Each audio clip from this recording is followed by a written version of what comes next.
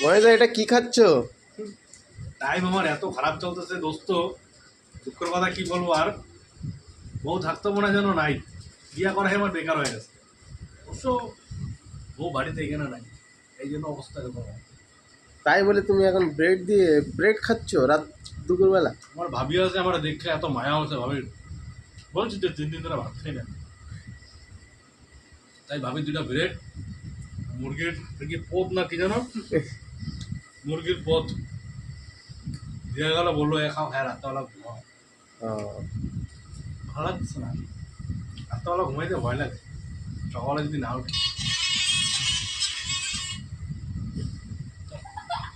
কি কপাল, কি কপাল। সময় অতটা ভালো যাচ্ছে না। মাঝে মাঝে মনে হয় মঙ্গলের কোনো খবর নাই, শনিবার ঘাড়ে এসে চাপা রয়েছে, বৃহস্পতি তো আশপাশের কোনো দেখা সাক্ষাৎই নেই। এরকম টাইম নিয়ে কি থাকা যায় নাকি? বাচ্চা বেশি ঝোঁক। আমি কোথায় যাচ্ছ?